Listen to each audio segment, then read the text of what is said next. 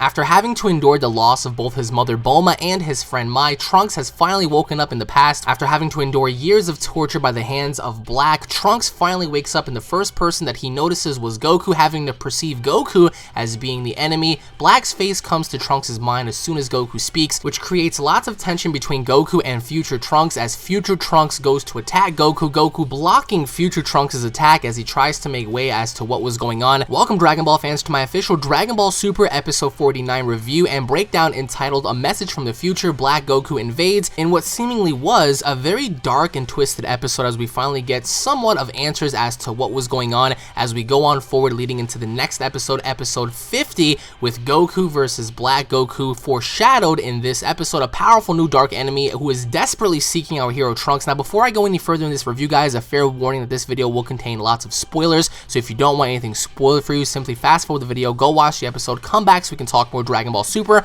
Do not cry in the comments down below about being spoiled by the thumbnail or any of that, because nothing is being said or shown that you guys don't already know. Be sure to also check out the description down below for lots of goodies, updates, and contact information so we can interact on Facebook, Twitter, and Instagram. That way, of course, we can talk more Dragon Ball Super. So now, let's begin. The translations to this episode, in case you guys are wondering how I was able to pick up on the dialogue prior to the subs coming out, was translated by none other than Herms98 on Twitter. As always, he is the first person to provide us with the translations first, so thank you so much, sir, for that. The subs will be out tomorrow morning, and at long last, Black has finally made his way into the past via time ring. Now, this was something that a lot of us were speculating and talking about in the previous episodes, in the coming weeks, of course, having lead up to this. Now, Beerus and Whis in this week's episode take note of Goku Black's ring, in which case Beerus and Whis notice that Black's wearing a time ring. Now, what is this time ring? We're quite unsure as of right now, but originally only Kaioshins were permitted to using this time ring. Now, that was something that I really touched up on in the previous review last week.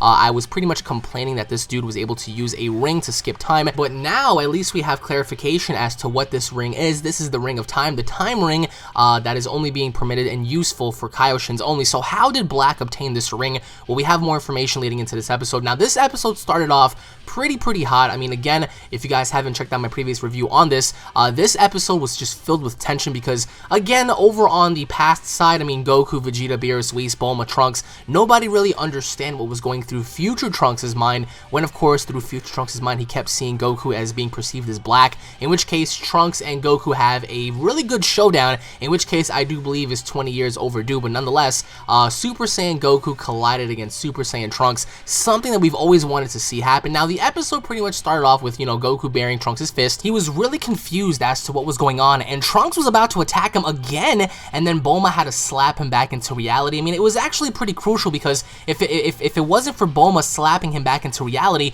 God knows what would have Trunks have done, because he was really upset. So he pretty much apologized to Goku, to everyone, based on his actions, because he just went through a lot. And when he saw his mom, that was such an emotional thing, because bear in mind, I mean, his mom died, and he had a chance to witness his mother die, in which case that was something that he's never wanted to see, and for her to die by the hands of someone who looks like the very person you just tried to attack, it was really touching. So he sees his mom, he hugs his mom, and Beerus and Whis figure out that time travel's involved in all of this, because they kind of figure like, hey, so if you're supposed to be this little kid in the future, how in the world did you even get here in the first place? So they pretty much get into the whole notion of, you know, time traveling and why it's bad, and Whis is impressed that, you know, humans were able to build such a machine, but he's not that impressed because he explains to Bulma, to Vegeta, to Goku about the butterfly effect for everyone, and he tells everyone that the only reason why gods are allowed to travel throughout time is because sometimes things like this can cause, you know, all sorts of, you know, disruptions, and this can cause certain things to just, you know, just flow out of balance. So therefore, we have a better understanding as to why gods are only able to travel throughout time and not humans or people. So, Bulma explains to everyone that Kid Trunks is future Trunks, because Pilaf and the gang were starting some shit, and they were actually stirring some stuff up, in which case that was causing lots of tension, at least for little Trunks, because it looked like he had like anxiety going on because he didn't know what was going on. So finally, we got a small interaction between Trunks and future Trunks, which was really awesome, because that was the first time we ever got to see them speak to each other and stuff. And Beerus actually volunteered to destroy future Trunks' time machine if, of course, he, gotten food that he never tasted before. So, therefore, Bulma hands Beerus and Whis some sausages, in which case was very weird because they've never eaten sausage before, and of course, once they ate it, they fell in love. Trunks even had some as well. But needless to say, Bulma was investigating the time machine, and we pan on over to Chi-Chi, and Chi-Chi's there with Piccolo and Krillin and whatnot, and she's like, you know what, which is more important, Goten, the fate of the Earth, or your test next week? So she's trying to push Goten to study. I mean, Jesus Christ, this lady does not understand that sometimes school is important, I get it, but sometimes our lives matter even more. So what if there's an impending doom that comes about, in which case nobody's there to defend the planet? I mean, she needs to understand that Goten needs to train sometimes. You can't let the kid hit the books all the time. That will literally cause more bad things to happen than good. But needless to say, Bulma explains that the time machine had only fuel to make it to a one-way trip. So she gets upset because she finds a mysterious note, and she's reading all of this, in Trunks' little book, and it turns out that future Bulma left a note to past Bulma, which was really, really touching because whoever would have thought that, but Vegeta asks if Boo had appeared in the future, and that's when future Trunks confirmed that he was training with Kaioshin, enabling him to defeat both Dabura and Babidi. So that means that Majin Buu never hatched within future Trunks' timeline, because this man had enough balls to defeat both the master and the apprentice. So he defeated Dabura, and he defeated Babidi, which is pretty cool because we always wondered, right, like what would have happened if Babidi and Dabura came to Earth, and they did come to Earth, but Trunks destroyed them. Why? How? Well, he trained with the Kaioshin, and he was able to reach Super Saiyan 2, something that we already knew that he was going to do, but we never actually saw it happen, before our very eyes. So Trunks says that the new enemy calls himself Son Goku, but Goku Black is simply a name that future Bulma gave to this entity for clarity's sake, because it was not the actual Goku. So present Bulma's like, Goku Black, that's a really stupid name. And Trunks is like, well, actually, now that you think about it, you were the one that gave the name in the future to begin with. She's like, all right, well, and then that shocks everybody, because Vegeta's the first one that pretty much tells Trunks and asks Trunks, all right, so what did you do about this threat? And Trunks pretty much explained to him that Goku Black appeared about a year ago, which was 16 years in the future. And he explains to, Vegeta and Goku that this person is very, very, very strong, and every single time they fought, Black would come out on top, and actually he grew stronger during each battle, and that really upset Vegeta because that's his son, bro. So he's really mad that Trunks was running away. But then Bulma appears with her future self's message, and she tells everyone that future Bulma wanted present Bulma to work on the time machine so Goku and Vegeta can travel into the future and defeat Black. So Vegeta was excited, Goku was excited. I mean, Goku gets excited for every little thing, especially when he finds out that actually there's an enemy that even stronger than him. But Goku wants to spar with Trunks just to help him gauge Black Goku's power. So he asks Trunks, listen, man, I need you to spar with me just so I can understand, or at least have a better understanding as to how powerful Black is. So Trunks becomes a Super Saiyan 2, Goku becomes a Super Saiyan 2, there's tremendous thunder and wind all throughout the city. They finally come to blows. Prior to Bulma putting up a shield to defend the sake of, like, humanity, because, I mean, this was gonna get nasty. So we have SSJ2 Goku versus SSJ2 Trunks, and they finally fight. And Trunks was on the offensive at first, but then Goku caught his fist, and Trunks is like, damn it, man, like, I can't even keep up with you. But then of course, that's when Goku reveals that there is a transformation even higher than a Super Saiyan 2, that being a Super Saiyan 3,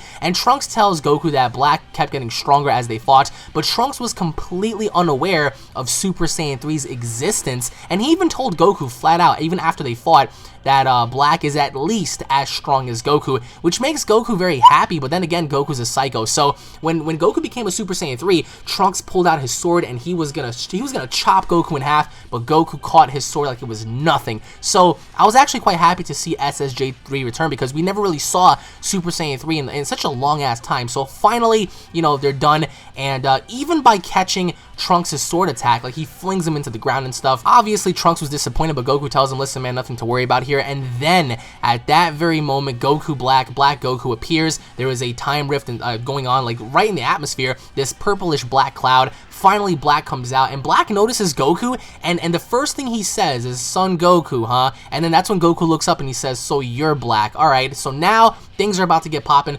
Goku versus Goku Black, the path to the sealed future. Finally, they're gonna collide, and it looks like Goku loses. It looks like Goku loses. Now, if you pay attention to the preview, we have Super Saiyan 2 Goku versus Base Form Black. So Base Form Black actually beats down Super Saiyan 2 Goku, which was shocking. Towards the end of the episode, we see Goku literally like dug into a crater. We don't really know what happens. Obviously, Son Goku, the real Goku, is on the offensive because we see multiple ki blasts. And while Black Goku is fighting normal base Goku, he's laughing. Why is he laughing? Like, what does he find so amusing about this? So obviously Black has something up his sleeve. The way he's fighting Goku, it just seems as if he's enjoying it way too much because it doesn't seem like he has any care in the world. But towards the end of the preview, we get to see that this is going to be an all-out fight between Goku and Black. And of course, I cannot wait for that because I really want to know truly how Black defeats Goku, because the way Black was maneuvering and the way Black was actually fighting Goku, it seemed as if he was fighting just like regular Goku. So does this mean that he knows similar abilities, the instant transmission? Obviously, we saw the Kamehameha wave, but the question that's on everyone's mind is how powerful is Black truly? Who is he? Obviously, his identity will be revealed during Dragon Ball Super Episode 53, but needless to say, there were certain things about this that pretty much in regards to, you know, Goku having to fight Black, like that we have to wonder because we don't really know, you know, what Goku does here that causes him to lose. But there was actually another scene where Vegeta, in regards to Trunks' sword, he told Trunks, he was like, surely you don't need that anymore, right? And Trunks is like, well, I feel more relaxed carrying it, so I definitely need this sword because if I don't have this sword with me, I'm not going to feel as comfortable. So, but, you know, Goku pretty much, you know, explains to everyone, especially during the preview, he says, so is this Black? He really does look just like me. And I mean, what's going on in the future? I mean, he beats me, but I'll see how strong he truly is. So I think Goku is definitely testing the waters here because he does not become a Super Saiyan Blue. Keep that in mind. Goku does not become a Super Saiyan Blue. He only becomes a regular Super Saiyan. So why is Goku not going all out from the get-go? That was an inconsistency in Dragon Ball ever since from the start, but we get to see Goku fighting Black in what presumably is Super Saiyan 2. If you freeze frame some of the preview scenes, it looks like he only has one strand of hair coming down from his head. So it does look like a Super Saiyan 2 in my opinion. Of course, I might be wrong, but nevertheless, Black Goku does not transform at all. He does not transform at all, and he's still able to keep up with base form Goku. Do you guys not realize how strong base form Goku is? Base form Goku was able to beat down Resurrection F Frieza, who is immensely more powerful than Ultimate Gohan and presumably even Buhan, so that's scary enough as it is. But also bear in mind that the ring that Black Goku used to travel throughout time was referred and given the name the Time Ring, as translated by Herms98 on Twitter. So how exactly did Black Goku, Goku Black, gain access to this Time Ring? What exactly did he do? Where did he get it from? Obviously, he is using this ring to just flow throughout time. How exactly he was able to pick up where Trunks' location was is quite unknown. It could be based off of his power level. He could have been tracking him the entire time. Again, Black does possess features and abilities that we still don't know about, but in the preview, we get to see Goku unleashing all sorts of, you know, ki blasts and stuff, which was very interesting because Black, even though he endured everything, he still survived. So people that are saying, well, Black is weak, compare Black to someone like, you know, base form Frieza, who came back destroying everybody. That's scary enough as it is because that's an indication that no matter what Goku does in his transformation level, being Super Saiyan 1 or 2, it's still not enough to put Black down. So that's how powerful Black truly is. But of course, as we transition on over to Dragon Ball Super Episode 50, we're going to have more of an understanding as to what happened. So let me know what you guys think down in the comment section below. Did you guys like the episode? Did you guys hate the episode? I personally loved every moment of this episode. I cannot wait for next week's episode, only because there's so much lore building, so many things to talk about, which again, for those of you out there who wanted to see an all-out fight, we'll be getting that exactly next week with Black versus Goku. So how exactly does Black win? Let me know in the comment section below your overall thoughts and feedback, guys. Once again, thank you all for watching. If you guys are Dragon Ball fans, don't forget to subscribe to this channel, that way you guys don't miss a single Dragon Ball Super update. If you guys cannot wait for next week's episode, smash that like button, punch that like button right in the face, guys. Again, I am just stoked about this because finally Black is going to encounter people that are somewhat on his level, but I really want to see Vegeta fight him because Vegeta here has more of a reason to fight him given the fact that he's killed, you know, his future wife. He actually almost killed and murdered his son. So Vegeta ought to get a moment of clarity by himself because I think at least since Goku loses to Black, what I think is going to happen here here is I think that Vegeta is going to be stepping up to Black next,